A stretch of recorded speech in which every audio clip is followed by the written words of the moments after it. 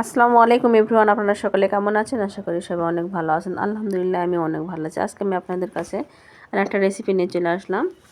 আজকে আমি অনেক মজাদার চিংড়ি মাছের মালাইকারি রান্না করব। এটাই আমি আপনাদের সঙ্গে শেয়ার করব। আপনারা তো ঘরে সাধারণত চিংড়ি মাছের মালাইকারি অনেকভাবে রান্না করেন। আমি যেভাবে রান্না করি সেটাই আমি আপনাদের সঙ্গে শেয়ার করব।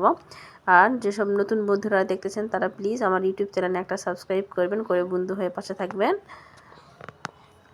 আর যারা সাবস্ক্রাইব করেছেন তাদেরকে তো অসংখ্য ধন্যবাদ। আপনারা আমার একটা ভিডিও দেখে প্লিজ একটা লাইক করবেন। আপনাদের একটা লাইক আমার কাছে অনেক মূল্যবান। অনেকে ভিডিও দেখেন কিন্তু লাইক করেন না।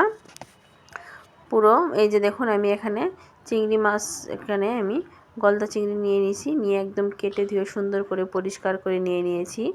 এই মাছই আমি রান্না করব, সেটাই আমি আপনাদের সঙ্গে শেয়ার করব। এখানে আমি নিয়েছি নারিকেলের দুধ।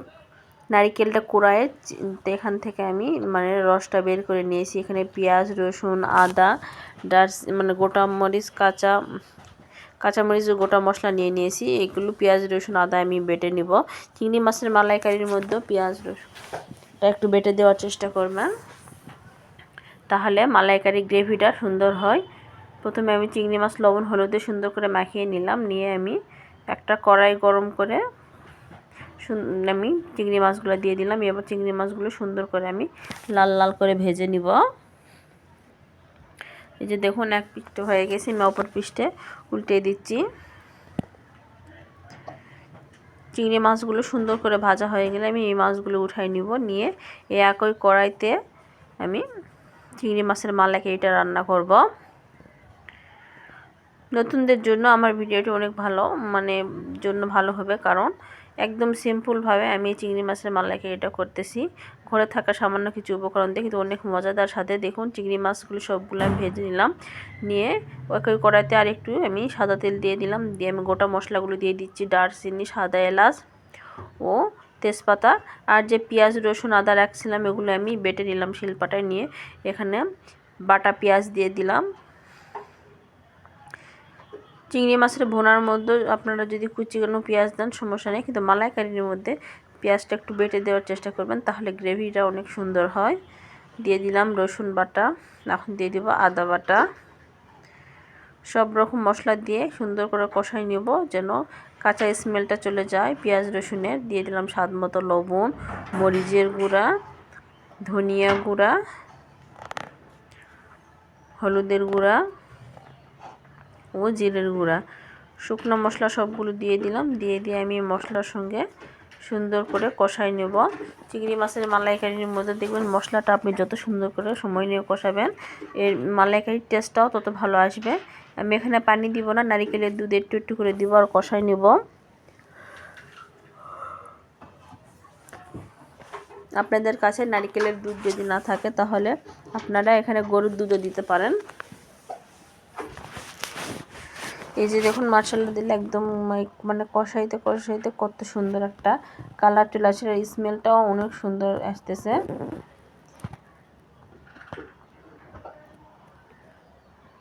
সুন্দর করে আমার কষানো হয়ে গেছে। এখন আমি ভেজে রাখা চিংড়ি মাছগুলো দিয়ে দিব।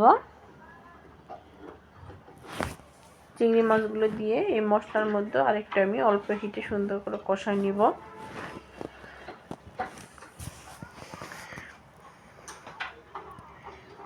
আর আমার ভিডিওটি এখনও অবধি যারা দেখতেছেন প্লিজ একটা লাইক করবেন আর একটা কমেন্ট করে যাবেন। আপনাদের কমেন্ট আমার নিত্য নতুন ভিডিও করতে উৎসাহ দেয়।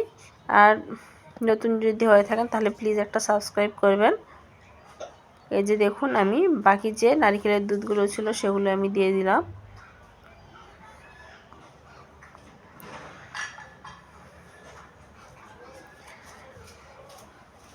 এখন এটা আমি ঢাকনা দিব। ঢাকনা দিয়ে ঢেকে ঢেকে সুন্দর করে কষিয়ে নিব। আর সামান্য একটু চিনি দিয়ে দিলাম, যেন স্বাদের ব্যালেন্সটা যেন ঠিক থাকে।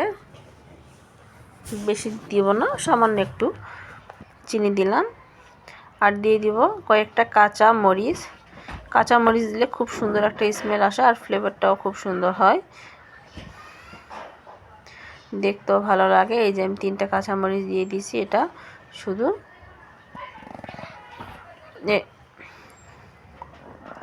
এই যে মার্শাল্লাহ দিলে চিংড়ি মাছের মালাইকারিটা আমার কত সুন্দর হয়েছে, কালারটা দেখলেই বুঝতে পারবেন একদম গ্রেভি হয়ে গেছে।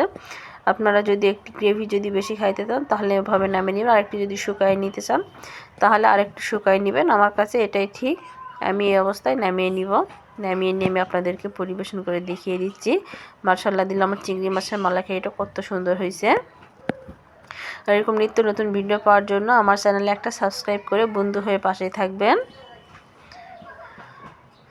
এই যে দেখুন কতটা সুন্দর হয়েছে। সবাইকে জানাই আল্লাহ হাফেজ।